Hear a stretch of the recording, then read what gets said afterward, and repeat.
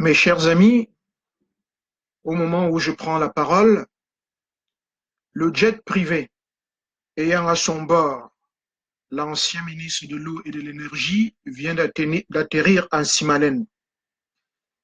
C'est un jet privé affrété par l'État du Cameroun.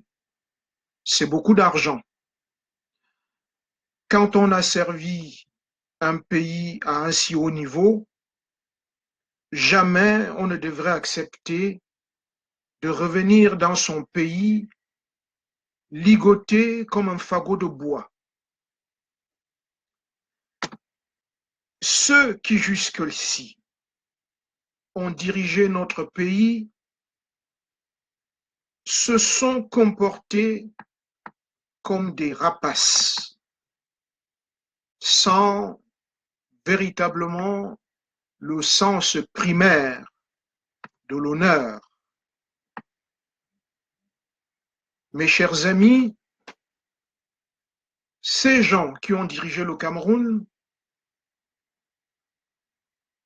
sont le socle sur lequel la République éidétique aurait dû s'appuyer pour prendre son envol. La République, telle qu'elle nous est arrivée, est une idée. Nos parents, Basile Julia Fouda, Marcel Nguini, Alexandre Biyidi, Ndentumaza, Vrumsha Tinai, Abandandege, et j'en passe. Tout en disant qu'ils n'étaient pas aussi nombreux que cela. On souhaitait inscrire notre pays dans une dynamique créatrice de civilisation. En cela, ils respectaient les articulations organiques de la société traditionnelle, la société civile en ordre et en corporation. Ils n'avaient qu'une idée en tête, faire vivre la société sans lui substituer l'étendue morte et homogène du pouvoir économique ou du pouvoir pour le pouvoir qui aurait donné naissance à un légalisme abstrait. Mes chers amis, Basile Julia Fouda dit à cet effet, en parlant de tout cet héritage avec lequel il faut composer, cet art littéral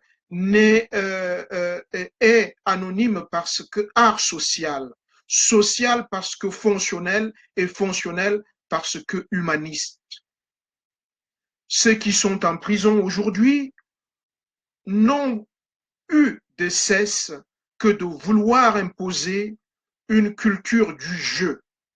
L'essence de leur être, si tant est que nous puissions parler d'essence, est et demeure cette entreprise de morcellement du corps social et de l'État en des atomes singuliers. Ils n'ont eu de cesse de morceler le corps social, c'est-à-dire l'espace public tel qu'il est dans l'espace et dans le temps hégélien, en de fines particules pour les isoler de plus en plus pour qu'une fois séparés, ils puissent alors agir par masse puissante et dynamiquement sur ces atomes isolés. Mes chers amis, nous ne pouvons pas continuer à l'accepter. Nos pères étaient des positivistes fonctionnels et le pays est pris en otage par des égoïstes narcissiques. Ils ne sont pas capables de léguer quoi que ce soit à ce pays en termes de production cohérente qui demeure, c'est-à-dire se transmet de génération en génération. On leur a donné, on leur a demandé de construire un pays, ils ont forgé des ethnies et des clans. Lorsque Marcel Nguini soutient en 1956 la première thèse de doctorat, de doctorat camerounais en droit à l'université d'Aix-en-Provence, elle porte sur la valeur pratique et sociale de la tutelle française du Cameroun. Il y aborde la différence de la légalisation, de la législation entre la France et le Cameroun dans un pays que certains pourraient voir comme sans législation. Mes chers amis, Marcel Nguini construit pourtant en présentant la nature comme la codification après coup des lois non écrites ou de coutumes dont seule l'ancienneté et l'habitude ont fait une seconde nature. Il dit alors à cet effet, mes chers amis, il dit à cet effet, en puisant dans l'histoire que l'école du droit admet que la matière du droit est déterminée par la totalité du passé et de la nation. Basile Julia Fouda, quant à lui, dira, en partant des travaux de Paul Radin et de son ouvrage Primitive Man and Philosopher, cet ouvrage que je cite dans ma thèse a été déterminant dans mes recherches, car ce que Paul Radin avait fait en sociologie sur les Indiens d'Amérique, je décidais de le faire en philosophie sur les négro-africains traditionnels. C'est cela la première détermination de la culture et de la politique d'une nation, l'attachement d'un peuple à ses coutumes historiques et notamment à son droit coutumier.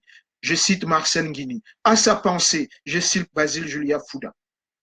C'est ainsi que nos pères ont défini un des aspects, je ne voudrais pas dire la totalité, l'essentiel de la nation. Mes chers amis, nos pères ont construit un État qui ne se voulait pas autonome vis-à-vis de la société, envisagé non pas sous son aspect de société civile économique, ce qui relève plutôt de la perspective libérale stricte, mais sous son aspect de société-nation historique. C'est ce qui fait dire à Basile Julia Fouda que le négro-africain est conscient qu'on est d'abord plusieurs ensemble. Il se sait homme, avec homme de série, membre d'une famille, membre d'une tribu, d'un clan ou tous ensemble, en frères, en équipe, se trouve dans un engagement actif à portée significative et émergente. Le Cameroun, en 35 ans, est tombé entre les mains des anti-étatistes,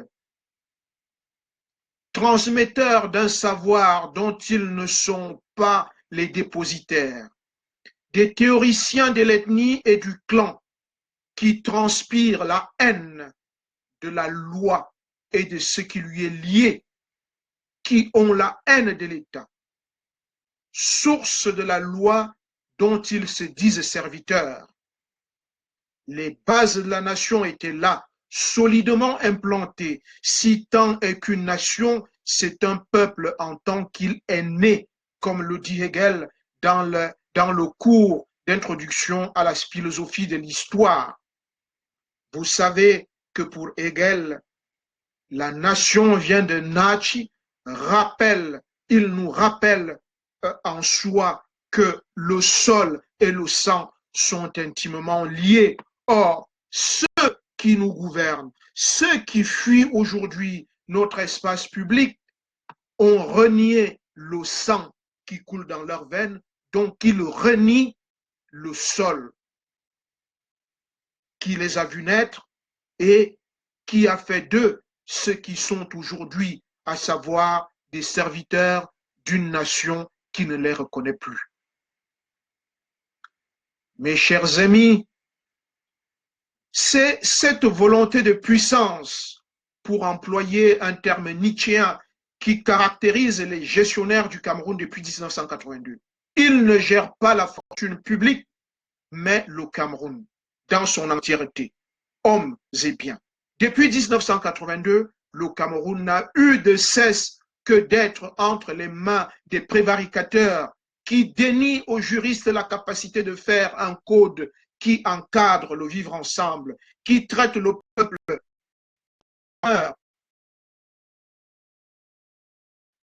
et s'auto-gérer. Bon seulement pour acclamer oui, pour acclamer les sorties du chef de l'État, ses retours, ses entrées, pour danser dans les villages. Où est donc cet héritage? La condition sourcière d'une nation, mieux d'un État, pour parler comme Basile Julia Fouda, c'est ce tout organisé, société civile représentée, gouvernement, opposition, institution, et non ce morcellement clanique et égoïste auquel nous avons droit aujourd'hui. En situation dans le monde, l'homme devrait entretenir avec lui une relation fondamentale de symbiose. Ceux qui nous gouvernent ont oublié que l'homme vit